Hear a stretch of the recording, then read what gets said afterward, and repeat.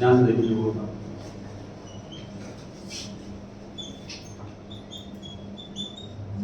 इस डेट पे प्रोप्राइटर ने 10 लाख रुपीस की कैपिटल लगाई और पूरे साल में प्रॉफिट होता है 2 लाख और ड्राइंग्स होती हैं 1 लाख। तो साल के एंड में इसकी कैपिटल कितनी बन जाएगी? प्रॉफिट से कैपिटल बढ़ती 11 और ड्राइंग से कैपिटल कम होती 11। याद कीजिए balance sheet 11th class final account chapter capital लिखते हैं, उसमें हम ड्राइंग्स लेस करते हैं, प्रॉफिट ऐड करते हैं, फिर आउटर कॉलम में लिखते हैं।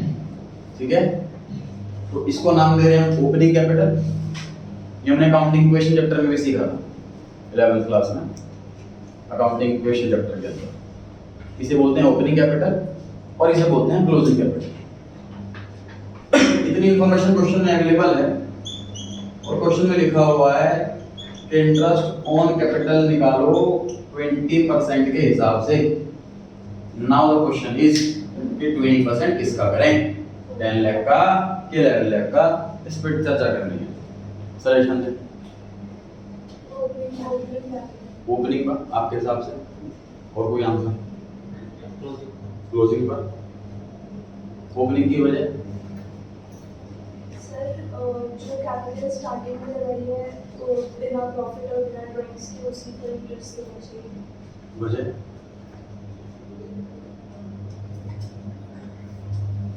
कृष्ण क्लोजिंग पर क्यों? सर बैलेंस शीट में बिल्कुल नेट निकाल देना काफी होता। इनके अकॉर्डिंग फाइनल बैलेंस है वो, तो फाइनल बैलेंस के हिसाब से कैलकुलेट करना चाहिए। ये लॉजिक है इनका।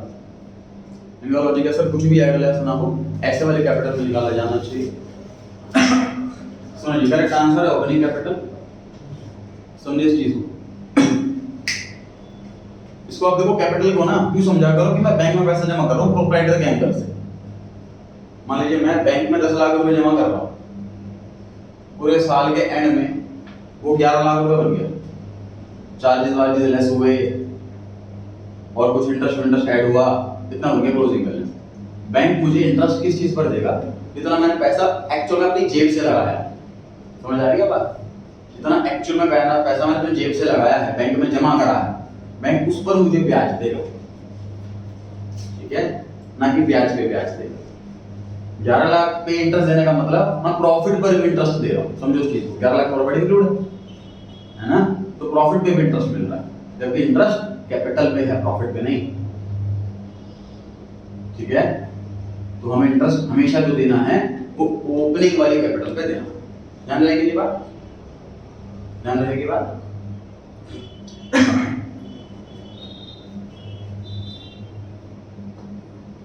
ये क्वेश्चन है ये आपके सामने। ओपनिंग कैपिटल नहीं दे रखी, क्लोजिंग कैपिटल है, ड्राइंग्स है, प्रॉफिट है और कहा है इंटरेस्ट निकालो। क्या करेंगे आप लोग? ओपनिंग से इंटरेस्ट ऑन कैपिटल। ऐसा नहीं करेंगे कि सर ओपनिंग नहीं दे रखी तो क्लोजिंग पे निकाल लो। नहीं, ओपनिंग नहीं दे रखी तो ओपनिंग कैलकुलेट करने का तरीका दे रखा है। हम क्लोजिंग कैपिटल की हेल्प से ओपनिंग कैपिटल निकाल लेंगे। समझ पा रहे हैं आप? भाई देखिए ओपनिंग कैपिटल में प्रॉफिट जुड़ता है, ड्राइंग्स घटती है तो क्लोजिंग कैपिटल आती है। ठीक है ना? अब इस 4 चीजों के अंदर कोई भी 3 चीज दे रखी है तो चौथी चीज निकालना कौन सी बड़ी बात? समझ पा रहे हैं आप सभी? ठीक है, चलिए क्वेश्चन देखते हैं।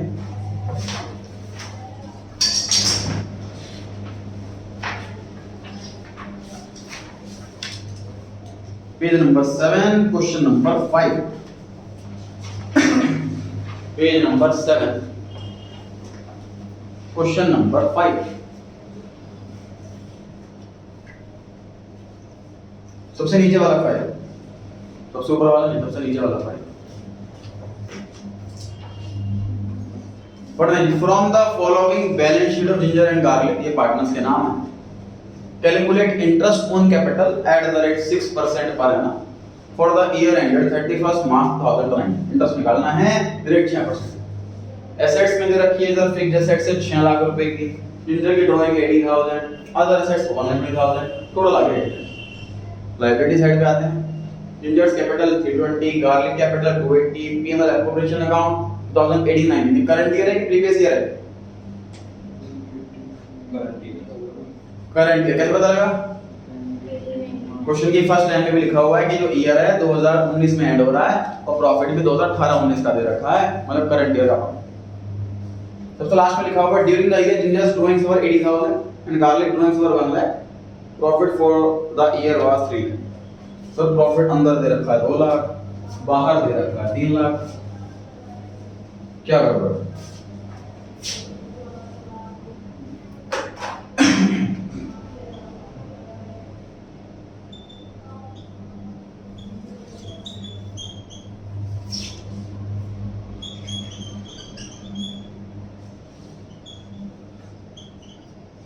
तो क्वेश्चन में लिखा हुआ है जिंजर कैपिटल 3,20,000, गार्लिक कैपिटल 280। ये तो बताया ही नहीं कि ये ओपनिंग कैपिटल है या क्लोजिंग कैपिटल। फिर क्या माने और क्यों?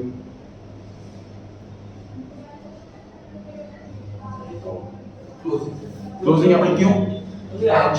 बैलेंस शीट के अंदर तो सर क्लोजिंग कैपिटल आती है, ये करंट ईयर की बैलेंस शीट ही तो है। इस साल के अकाउंट्स मांगे हो और पिछले साल की बैलेंस शीट दे रखी हो तो ओपनिंग कैपिटल होगी वो। ये बैलेंस शीट 2018 की दे रखी होती तो ओपनिंग कैपिटल होती है। समझ आ रही है बात? बैलेंस शीट में सब कुछ कैलकुलेशन के बाद आउटर कॉलम में तो क्लोजिंग कैपिटल ही आती है। ठीक है, तो मतलब इससे आइडिया लग गया कि हमें ओपनिंग निकालनी है। मैं क्वेश्चन डायरेक्टली बोलेगा नहीं कैलकुलेट ओपनिंग कैपिटल, ये हमें खुद जज करना है कि क्लोजिंग है कि ओपनिंग है। ठीक है,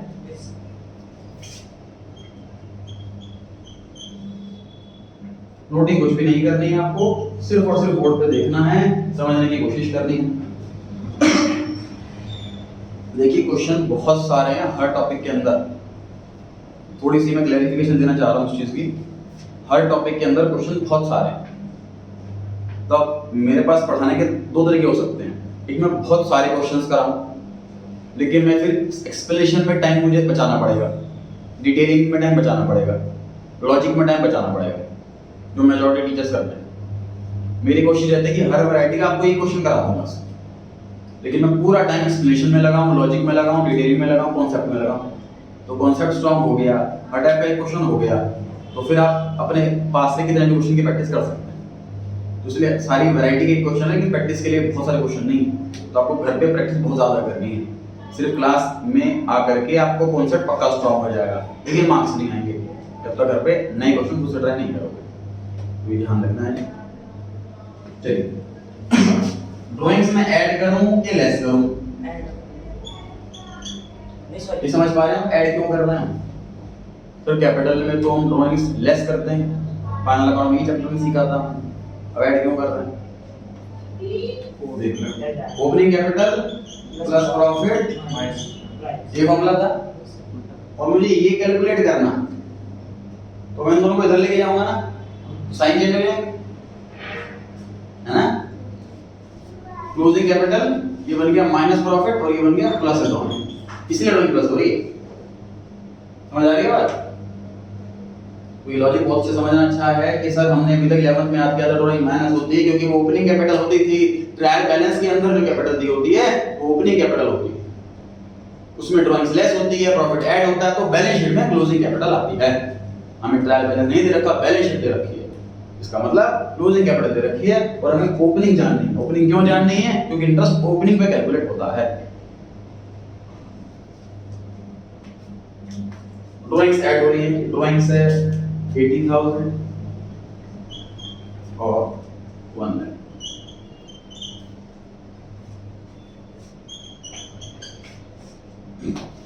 प्रॉफिट ऐड करना है कि लेस करना? प्रॉफिट लेस करना। अब ये फॉर्मूला आपको माइंड में फिट रखना है, ना क्वेश्चन में गिवन होगा, ना एग्जाम में लिखना आपको तो ये काम करना। सर ऐसे नहीं कर सकते, देखो थोड़ा सा क्या होता है कि 3-4 मार्क्स का क्वेश्चन होता है, एक दो अमाउंट निकालने होते हैं बस, इसलिए एक्सपेक्टेशन होती है एग्जामिनर की कि मुझे कुछ प्रेजेंटेशन मिले। इसलिए 12th क्लास में इस फॉर्मेट से किया जाता है ये वाले क्वेश्चन, ओपनिंग कैपिटल निकालने वाले क्वेश्चन। ठीक है। प्रॉफिट ऐड करने के बाद ओपनिंग कैपिटल आ जाएगी। अभी फिलहाल मान लेते हैं कि प्रॉफिट 3 लाख रुपए, ठीक है जी। प्रॉफिट 3 लाख रुपए है, ये मैं कितना कितना लिखूं दोनों पार्टनर में? तो क्वेश्चन में प्रॉफिट शेयरिंग रेशियो नहीं दे रखी, तो ये एज्यूम करते हैं कि रेशियो इक्वल रहेगी। ये हमें एक्ट में पार्टनरशिप एक्ट में सिखाया है।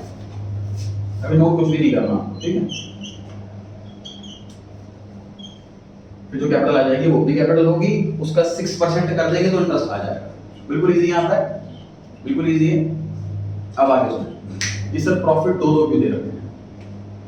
बैलेंस शीट के बाहर लिखा है कि इस साल प्रॉफिट हुआ था 3 लाख, और बैलेंस शीट के अंदर लिखा है कि प्रॉफिट है 2 लाख। समझे इस चीज? P&L appropriation account, net profit 3 lakh, to ginger to garlic to balance CD 2 lakh, 50,000 50,000। कुछ ऐसा P&L एप्रोप्रिएशन रहा होगा इनका इस साल, इससे ये पता लग रहा। कैसे देखिए, इस साल प्रॉफिट 3 लाख है, नेट प्रॉफिट 3 लाख। देखो जब भी क्वेश्चन में पूरी बुक में याद रखना, आगे लाइफ टाइम तक भी याद रखना, कभी भी सिर्फ प्रॉफिट वर्ड लिखा हो तो वो ग्रॉस प्रॉफिट नहीं, वो डिविजिबल प्रॉफिट नहीं, वो नेट प्रॉफिट होता है। क्योंकि 99% केसेस में जो यूसेज होता है प्रॉफिट का, वो नेट प्रॉफिट का होता है।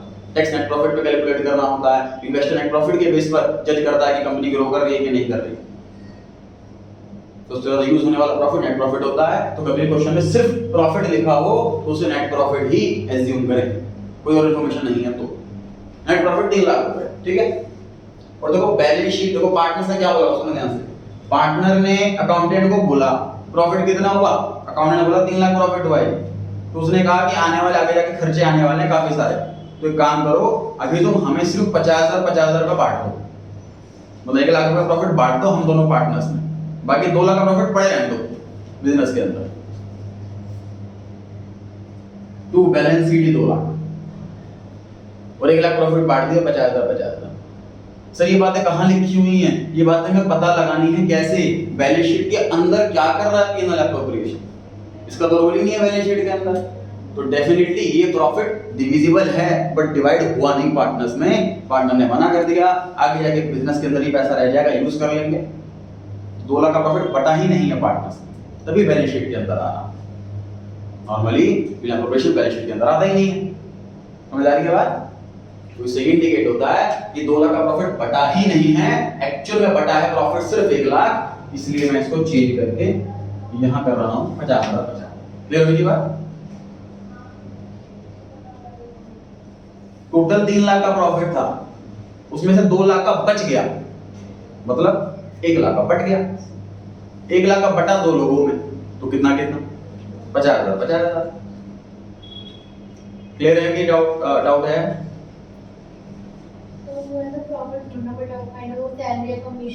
तो क्वेश्चन में सैलरी कमीशन की कोई इंफॉर्मेशन नहीं है, इसलिए हम एज्यूम कर ही सकते हैं। ठीक है, कितनी बात क्लियर है जी?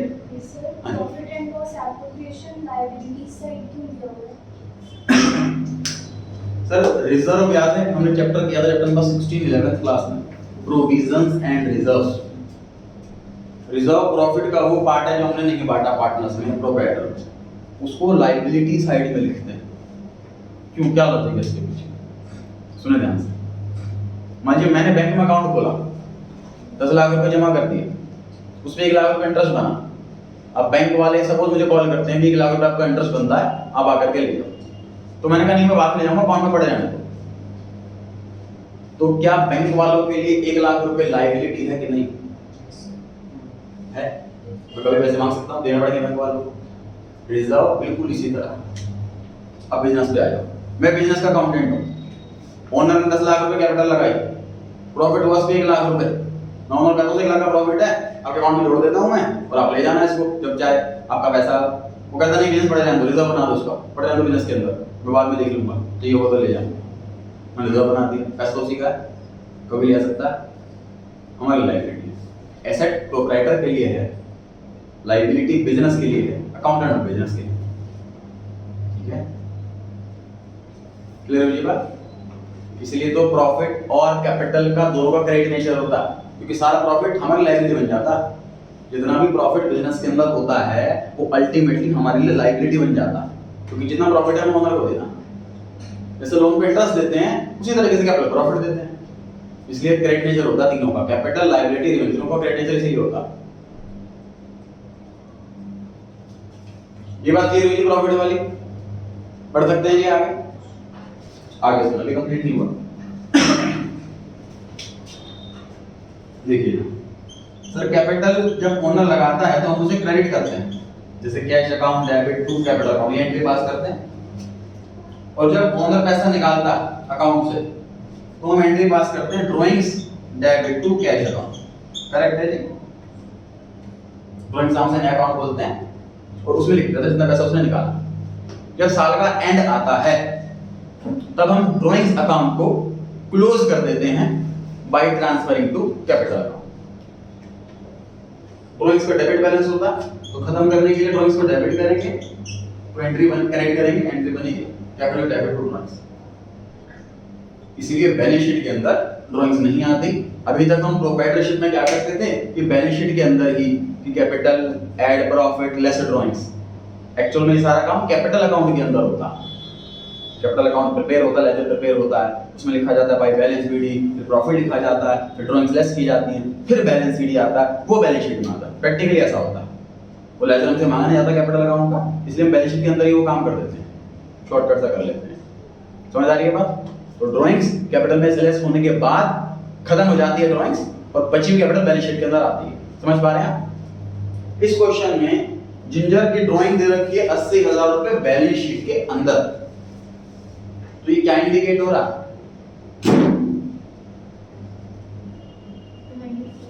इसका मतलब ये ड्राइंग अभी तक कैपिटल से नहीं घटी। गार्लिक की ड्राइंग से सर 1 लाख रुपए बैलेंस शीट के अंदर कहीं नहीं है, तो क्या मानेंगे कि कैपिटल अकाउंट से हमने घटा दी, खत्म कर दी उसको, उसका अकाउंट क्लोज हो गया। गार्लिक की ड्राइंग्स 1 लाख रुपीस है, उसके बारे में कोई इंफॉर्मेशन नहीं है, तो हम ये अज्यूम कर रहे हैं कि वो अकाउंट क्लोज हो गया, हमने कैपिटल से घटा ली होगी, इसलिए हम बढ़ा देते हैं 1 लाख। लेकिन 80,000 रुपए की ड्राइंग अभी भी बैलेंस शीट के अंदर है, इसका मतलब वो कैपिटल से घटी ही नहीं, तो अब बढ़ाएंगे भी नहीं। सिंपल सी बात सोचो, ड्राइंग्स ऐड का लॉजिक क्या है? ड्राइंग्स ऐड क्यों कर रहे हैं? क्योंकि लेस हो चुकी होगी तभी तो ऐड कर रहे हैं। तो ये जब पता लग गया हमें कि जिंजर की ड्राइंग्स लेस हुई नहीं, वो तो बैलेंस शीट के अंदर, फिर ऐड क्यों करेंगे? देखो बिल्कुल बेसिक क्वेश्चन नहीं है जो 11th वाले में थे, ये सीधा सीधा क्वेश्चन में अमाउंट दे रखा है, अकाउंट दे रखा है, सीधा प्लस माइनस करो, फॉर्मूला याद करो, सॉल्व करो। नहीं, डिटेलिंग पूरी क्या एनालाइज करना है हमें। क्वेश्चन में कुछ नहीं बताया कि प्रॉफिट कितना बटा, खुद दिमाग लगा के निकाला। क्वेश्चन में ये नहीं बताया किसकी ड्राइंग बांट दी, किसकी ड्राइंग नहीं बांटी, खुद दिमाग लगाना। लेवल बढ़ गया जी, हमारा एनालिटिकल लेवल आ गया। क्लियर हो गई ये बात? अब नोटिंग कर सकते हैं आप, हेडिंग डालना calculation of opening capital. Calculation of opening capital heading डाल दीजिएगा। अच्छा, टॉपिक की हेडिंग है इंटरेस्ट ऑन कैपिटल, टॉपिक की हेडिंग है इंटरेस्ट ऑन कैपिटल।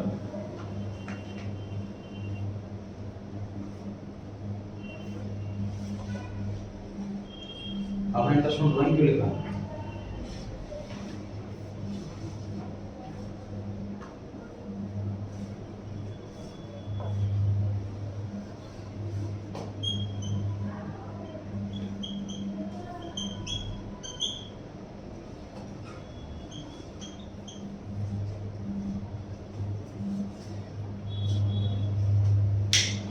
नोट करें, सॉल्व करें, ओपनिंग कैपिटल भी और उसका इंटरेस्ट।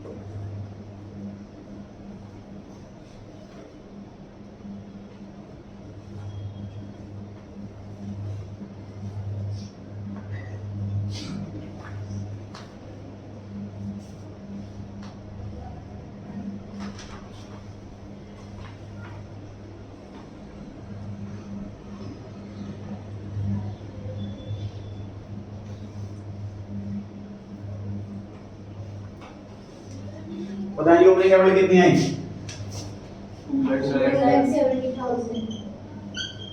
गार्लिक की 3,30,000 3,30,000 इंटरेस्ट बताएं जिंजर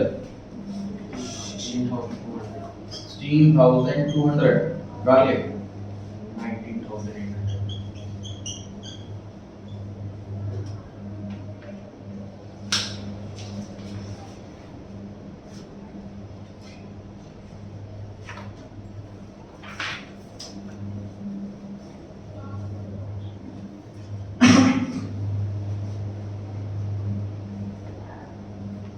सिक्स क्वेश्चन पढ़ें।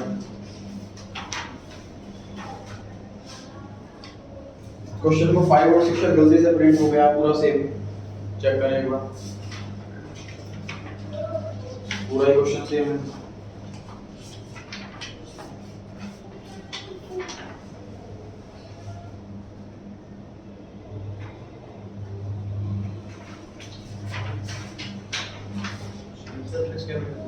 फिक्स्ड कैपिटल है सर क्वेश्चन नंबर 6 में ऐसा क्वेश्चन में गिवन है। क्वेश्चन 5 में कुछ लिखा ही नहीं था तो क्या माना था आपने? कौन सी मेथड होगा क्वेश्चन 5 में? फ्लक्चुएटिंग। तो जी क्वेश्चन 6 आपके सामने है। अब बताइए फिक्स्ड कैपिटल होने की वजह से कहां पे क्या चेंज आएगा हमको ये हिसाब से इसका ट्राई करें। लगाओ माइंड फिक्स होने की वजह से कहां पर क्या चेंज आएगा।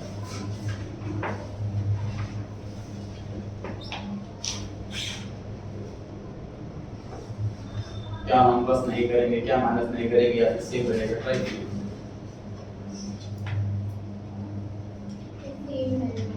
पूरा सेम रहेगा और कोई आंसर?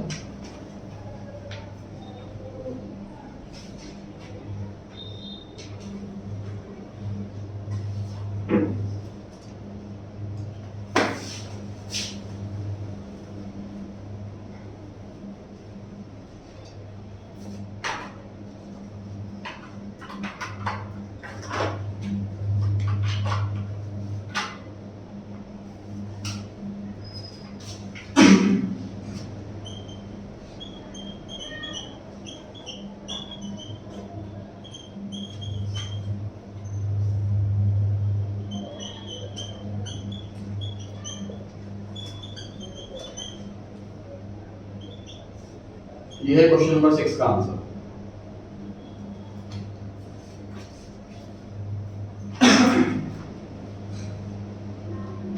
हमें कोई ओपनिंग कैपिटल नहीं निकालनी, कोई प्रॉफिट लेस नहीं करना, कोई ड्राइंग साइड नहीं करनी, कुछ नहीं करना, सीधा कैपिटल का 6%। याद कीजिए फिक्स्ड कैपिटल वाले मेथड में हमने कुछ सीखा था लास्ट क्लास में। क्या सीखा था? कि जितना बैलेंस बीडी होता है उतना ही बैलेंस सीडी होता है। एक्सेप्शनल केस अगर क्वेश्चन में गिवन होता है एडिशनल कैपिटल कैपिटल विड्रॉल तो हम कैलकुलेट करते हैं अलग से। अदरवाइज क्वेश्चन में कुछ मेंशन ना हो तो कैपिटल का जितना बैलेंस बीडी होता है उतना ही बैलेंस सीडी होता है। मतलब जितनी क्लोजिंग कैपिटल होती है उतनी ही ओपनिंग कैपिटल होती है, क्योंकि कैपिटल के अंदर सोचिए देखो अगर हम ऐसा ही सॉल्यूशन करेंगे तो गलत क्यों होगा? क्योंकि कैपिटल में कभी प्रॉफिट जुड़ता ही नहीं है तो घटाएंगे क्यों? वो तो करंट अकाउंट में जुड़ता है।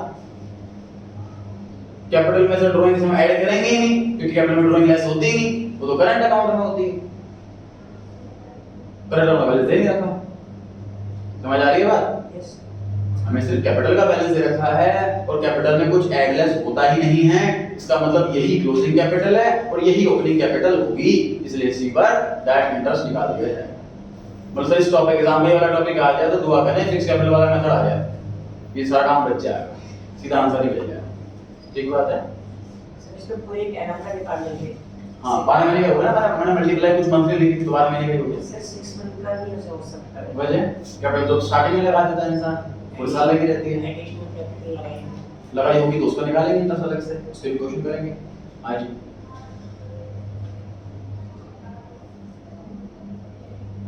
ड्राइंग्स एक ऐसी चीज है जो साल में बार-बार करता है पार्टनर, इसलिए उसमें अजम्पशन थी कि 6/2 वाले करो रेट नहीं दे रखे। कैपिटल ऐसी चीज नहीं है जो बार-बार लगाता है 20,000 रुपए और ले आया घर से, आज 50,000 रुपए और ले आया घर से, ऐसा थोड़ा करता है कोई पार्टनर। तुम 6 मंथ करें, ठीक है? नोट कर सकते हैं ये आंसर 6th क्वेश्चन का।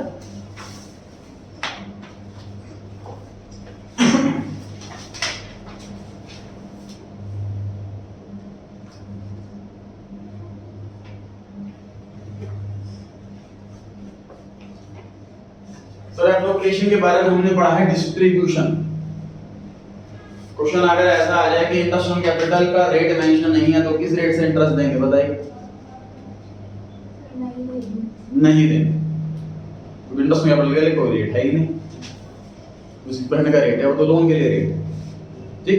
दूसरी बात, जितने भी एप्रोप्रिएशंस होते हैं, जितने भी जैसे इंटरेस्ट ऑन कैपिटल हो गया, सैलरी हो गई, कमीशन हो गया, ये सब एप्रोप्रिएशन है, मतलब डिस्ट्रीब्यूशन ऑफ प्रॉफिट है।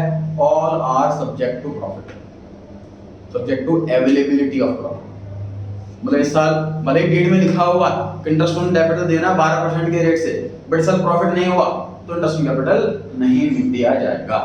समझ आ रही है बात? समझ आ रही है बात? क्योंकि इंटरेस्ट ऑन कैपिटल ये डिस्ट्रीब्यूशन ऑफ प्रॉफिट होता है, इसलिए प्रॉफिट तो होना चाहिए ना। भी हमने सोचा प्रॉफिट बांटेंगे इसी रेशियो में, इसी हिसाब से, तो प्रॉफिट बने तो क्या बांटेंगे? ठीक है। सेकंड क्वेश्चन, पेज 7 में सेकंड क्वेश्चन, पार्टनरशिप डीड में लिखा हुआ है कि पे करना है इंटरेस्ट ऑन कैपिटल, लेकिन हो गया है लॉस प्रॉफिट की बजाय, तो इंटरेस्ट ऑन कैपिटल किस रेट से दें? आंसर है लॉस के केस में इंटरेस्ट ऑन कैपिटल नहीं दिया जाता। ध्यान रहेगी ये बात।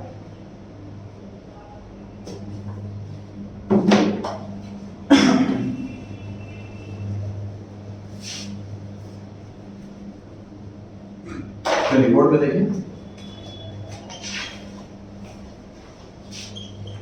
पार्टनर ए ने कैपिटल लगाई 10 लाख रुपीस 1 अप्रैल 2021 को, फिर 1 सितंबर 2021 को 5 लाख रुपए और लगाए एडिशनल कैपिटल। इंटरेस्ट निकालना है 10% पर एनम के रेट से। ये समझिए कि मैंने बैंक में 10 लाख रुपए जमा करे, 6 महीने बाद मैंने 5 लाख रुपए और जमा कर दिए, तो पूरे साल में मुझे कितना ब्याज मिलेगा? ये सिंपल मैथमेटिक्स का क्वेश्चन जो आपने बचपन में सॉल्व करना है 6-7 क्लास में। देखो दो तरीके होते हैं इसको लिखने के, सॉल्व करने के। क्या 10 लाख रुपए 6 महीने तक रहे, 10 लाख का 10% 6 मंथ के लिए, फिर बाकी के 6 महीने कैपिटल करीब 15 लाख हो गई। 15 लाख का 6% 6 महीने के लिए। एक तरीका तो ये सॉल्व करना है, पहले 6 महीने 10 लाख कैपिटल रही, अगले 6 महीने 15 लाख कैपिटल रही। समझ आ रही है बात? दूसरा तरीका, 10 लाख कैपिटल रही पूरे साल, 5 लाख कैपिटल रही सिर्फ 6 महीने। 10 लाख का पूरे साल का ब्याज मिलेगा, 5 लाख का सिर्फ 6 महीने का ब्याज मिलेगा। दोनों तरीकों से सेम आंसर आना। जो आपको ज्यादा अच्छे से समझ में आए वो आप देख लीजिए, चूज कर लीजिए। समझ में आ रही है ये बात? ध्यान रहेगा। अभी तो एग्जांपल से क्वेश्चन करते हैं। इसका पहला क्वेश्चन इसी टॉपिक का,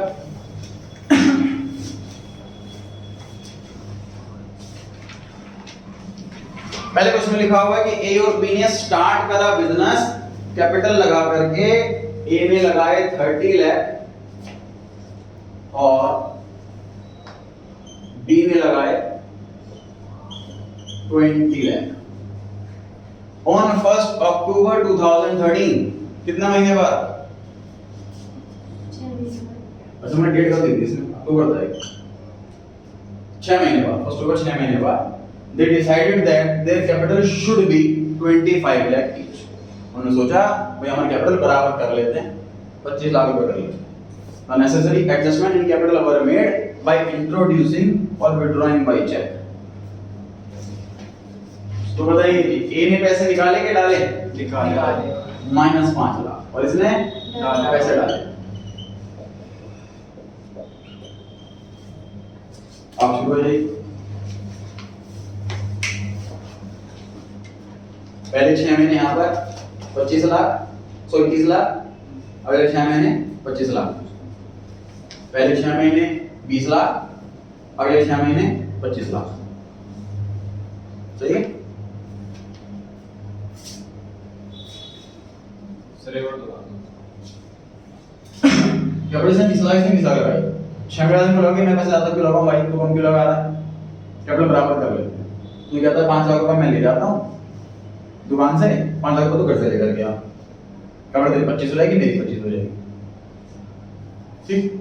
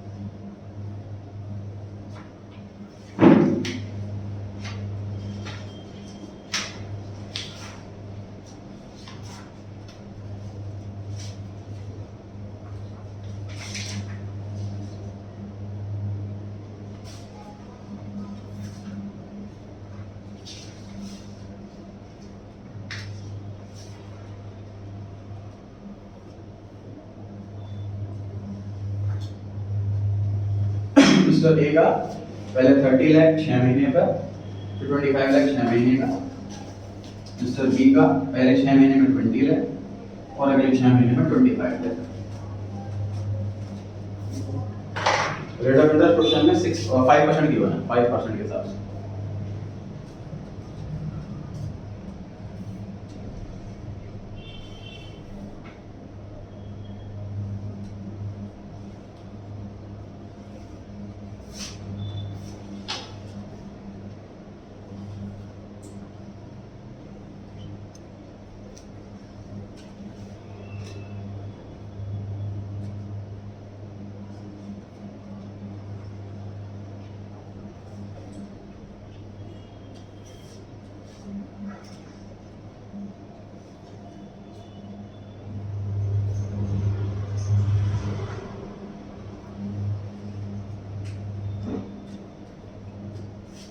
आंसर दे रखा है चेक कर सकते हैं अपना आंसर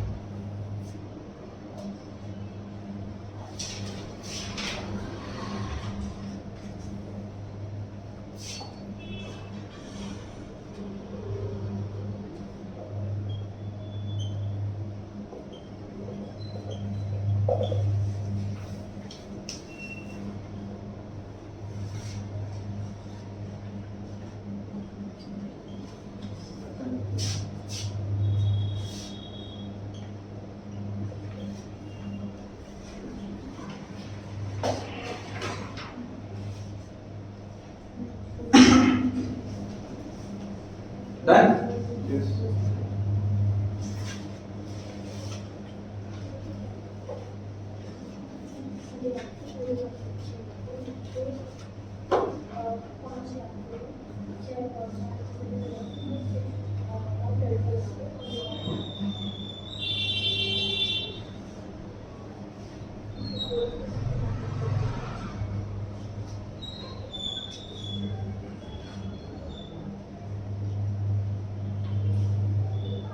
डन जी बढ़ सकते हैं आगे क्वेश्चन नंबर 3 लिखा है ए और बी कंट्रीब्यूट करते हैं 20,000 और 10,000 कैपिटल और उनके बीच एग्री हो गया है कि इंटरेस्ट रहेगा 6% पर annum और उनका प्रॉफिट का शेयर दे रखा है 2:3 मतलब 2/5 ए का प्रॉफिट 3/5 बी का profit and the business profit before interest for the year is 6,000 इस साल का जो प्रॉफिट है वो 6,000 रुपए आगे लिखा है show the relevant account to allocate interest show word लिखा हुआ है इसका मतलब हमें अकाउंट बनाकर प्रेजेंट करना है इसलिए बना लीजिए P&L एप्रोप्रिएशन अकाउंट जिसमें कि हमें नेट प्रॉफिट दे रखा है 6,000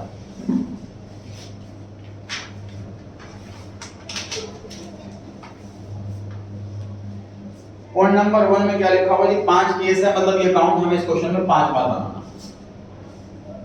इस क्वेश्चन में 5 केसेस हैं, हर केस में डिफरेंट आंसर रहेगा, तो ये क्वेश्चन हमें बेसिकली 5 बार सॉल्व करना है, 5 बार फॉर्मेट बनाना है। अभी एक बार बनाते हैं, छोटा सा बनाना है, ज्यादा लंबा नहीं। पढ़े जी क्वेश्चन। अभी देखो धीरे धीरे प्रैक्टिस से आपको आ जाएगी जी, इसकी हमें डेबिट साइड बड़ी बनानी है, क्रेडिट साइड छोटी। क्रेडिट साइड में कुछ काम ही नहीं है, प्रॉफिट के काम खत्म। अब इंटरेस्ट बांटना है, प्रॉफिट बांटना है, अब इतना सारा काम है, ठीक है। पॉइंट नंबर 1 पढ़े जी, पार्टनरशिप डीड नहीं है, बताइए क्या करेंगे। Equal to profit transferred to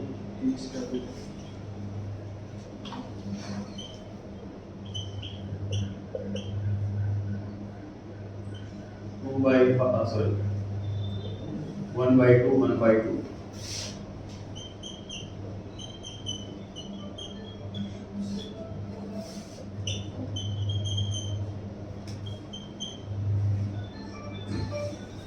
हमने 2:3 की रेशियो नहीं देखी और ना ही हमने इंटरेस्ट ऑन कैपिटल दिया, क्योंकि डीड है ही नहीं। पार्टनरशिप डीड अगर ना हो तो कभी भी इंटरेस्ट ऑन कैपिटल नहीं दिया जाता और प्रॉफिट भी इक्वली बढ़ता है।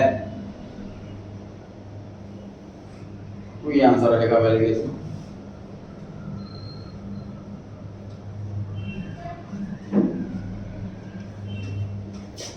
साइड आपने 0 एक्स्ट्रा लगा दिया।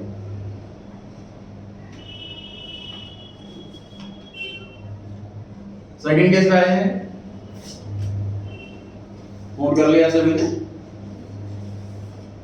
Point number 2, the partnership deed is silent about interest on capital. पहले और दूसरे पॉइंट में क्या फर्क है?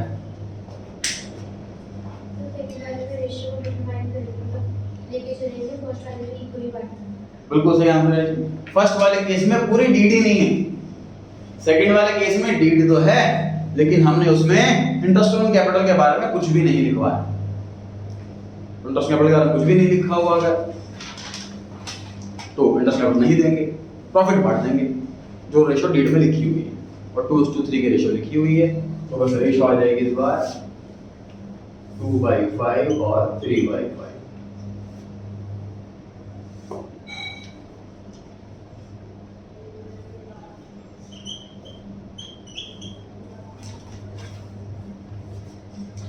क्वेश्चन 2 के लिए फॉर्मेट बना लीजिए।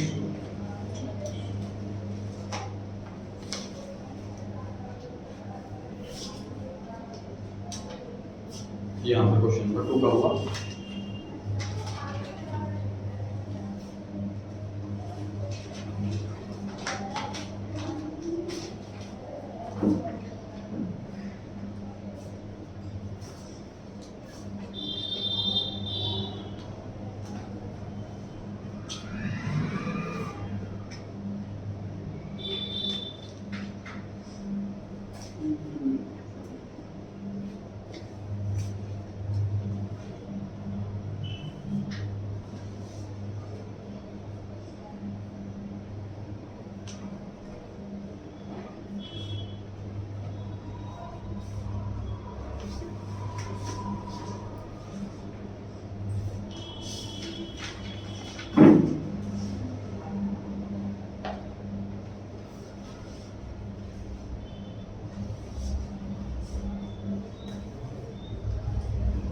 तो नोट कर लिया और थर्ड वाला पॉइंट ट्राई कर सकता है सबसे, मैं बाकी बच्चों को नोट करने का वेट कर रहा हूँ।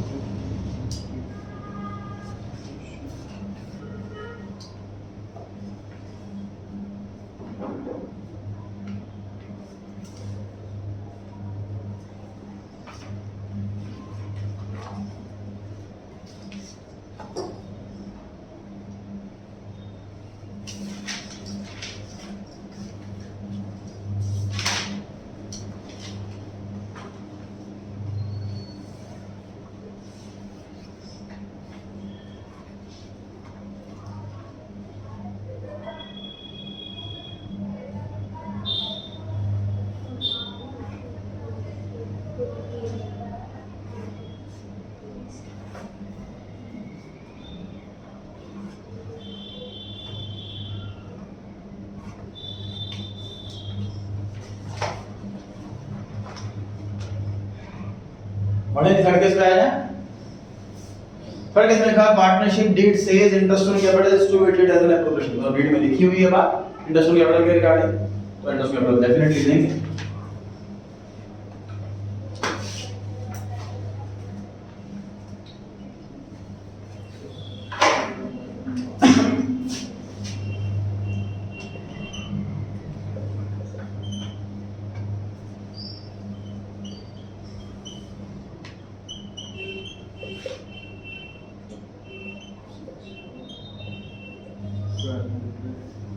इन्होंने कंट्रीब्यूट करी है इतनी कैपिटल, इसका मतलब ये स्टार्टिंग कैपिटल है, ओपनिंग कैपिटल है, इसलिए हमें इस क्वेश्चन में वाली मेहनत नहीं करनी, क्लोजिंग दे रखी है ओपनिंग निकालनी है, वो मेहनत नहीं करनी।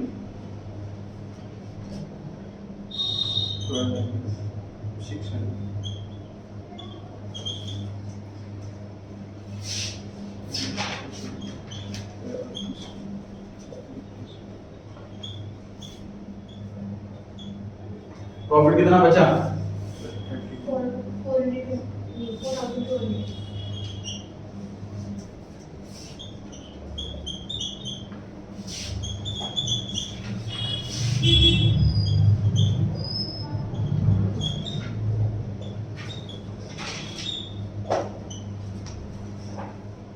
पता नहीं कितना है पहले वाले का, 1680 दूसरे का 2520।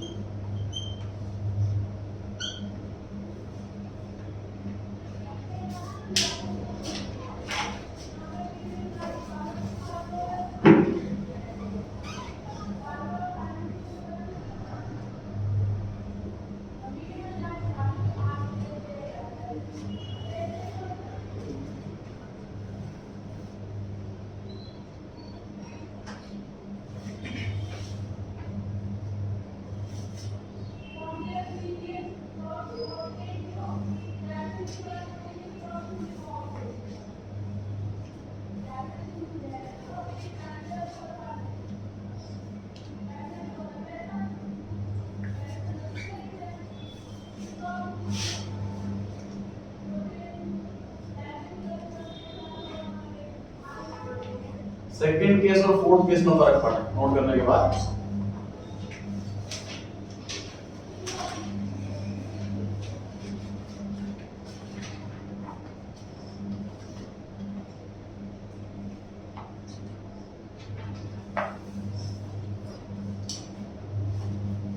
सेकंड केस और फोर्थ केस में क्या फर्क है? कितनी लैंग्वेज है जो दोनों मीनिंग सेम है? नहीं, अलग है मीनिंग। फिर से ट्राई करें। सर सेकंड में तो ये बिल्कुल साइलेंट है, कैपिटल में पार्ट नहीं, इसमें फोर्थ वाले में इसमें डिवीजन भी कर करके पार्ट के बीच में पार्ट नहीं, सेकंड और फोर्थ दोनों में प्रॉफिट की बात नहीं हो रही। मैं कैपिटल की बात कर रहा हूँ, कैपिटल में नहीं कर रहा हूँ, कैपिटल में बात कैपिटल नहीं बात नहीं मतलब एप्रोप्रिएशन नहीं करने का, डिस्ट्रीब्यूशन नहीं करना दोनों का। दोनों डिफरेंस बहुत प्रूव करना।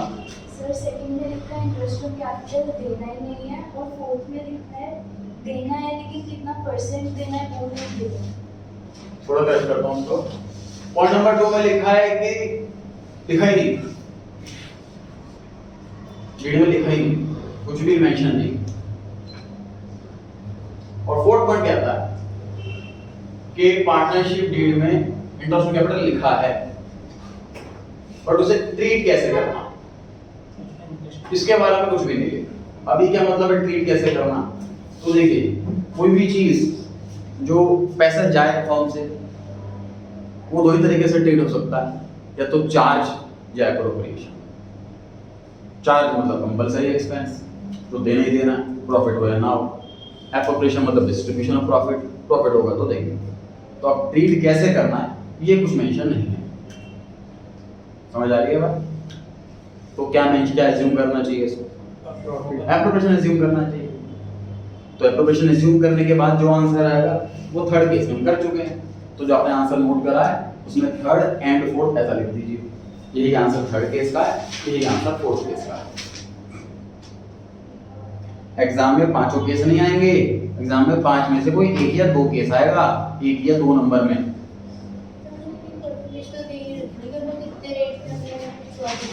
ये कैसे पता आपको? परसेंटेज नहीं दे रखी है, ऊपर दे रखी है 6%।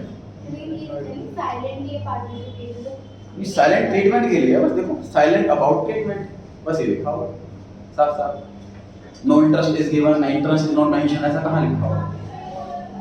ठीक है, फिर हो पा रही है ये बात।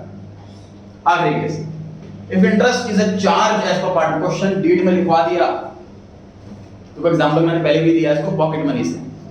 फॉर एग्जांपल आपने बोला हुआ डैडी को कि भाई 2000 रुपये महीना मुझे पॉकेट मनी चाहिए, तो मोबाइल के रिचार्ज भी होते हैं और खर्चे भी होते हैं, 2000 रुपये महीना मेरे को चाहिए अपने पर्सनल खर्चों के लिए। तो डैडी ने बोल रखा है ठीक है, तो डैडी की जब सैलरी आती है तो अपने सारे खर्चे करने के बाद, घर का रेंट वेंट, राशन वाशन, बिजली का बिल सब कुछ देने के बाद उनके पास सपोज 5000 बच जाते हैं, तो आपको 2000 पॉकेट मनी दे देंगे वो। ठीक, सपोज उनके पास पैसे इस महीने नहीं बचे, खर्चे ज़्यादा हो गए, कोई मैरिज वगैरह थी घर में, खर्च ज़्यादा हो गए, इस बार सैलरी नहीं बची, तो आपको पॉकेट मनी वो नहीं देंगे। ठीक बात है, क्योंकि आपकी पॉकेट मनी जो है वो एप्रोप्रिएशन है कि पैसे बचेंगे तो दे देंगे डैडी, वरना नहीं देंगे। समझ आ रही है बात? बट आपने बोल रखा है कि घर में एंट्री तब है जब पॉकेट मनी मिलेगी, कि हमारी पॉकेट मनी को आप एप्रोप्रिएशन ना समझें, वो चार्ज है तो आपको देनी ही देनी है पॉकेट मनी, चाहे पैसे हो या ना हो, आपको मुझे नहीं पता, बैंक लूट के लाओ, हमें पॉकेट मनी चाहिए। तो अगर ऐसा है वो क्लियरली पहले से मेंशन, तो हम उसको चार्ज ट्रीट करेंगे, कंपलसरी एक्सपेंस ट्रीट करेंगे। समझ आ रही है बात? तो आपको करना क्या है, काम आपको इतना ही करना है, लेकिन 2 जगह करना है। मतलब इंटरेस्ट ऑन कैपिटल देने वाला काम आपको पीएनएल अकाउंट में करना, कि वो तो चार्ज बन गया, चार्ज की आइटम तो ऑपरेशन में आएगी नहीं। उसके बाद जो प्रॉफिट बचे वो आपको बांटना है एप्रोप्रिएशन अकाउंट के अंदर। तो लास्ट वाले पार्ट में 2 अकाउंट बने, 4th पार्ट में आप खुश होकर नोट नहीं करना पड़ा, 5th पार्ट में 2 अकाउंट बन गए। शुरू हो जाएगी। पहले बनाइए पीएनएल अकाउंट, हेडिंग डालें प्रॉफिट एंड लॉस अकाउंट।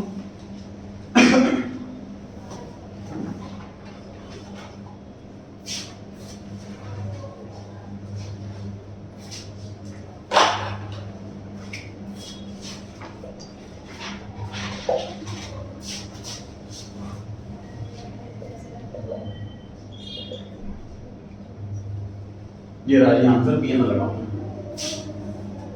देखिए नेट प्रॉफिट लिख दिया बिफोर इंटरेस्ट वाला, नेट प्रॉफिट आ गया ये फाइनल वाला, इंटरेस्ट कैपिटल में दे दिया और पीएनएल अकाउंट में दिया है क्योंकि चार्ज।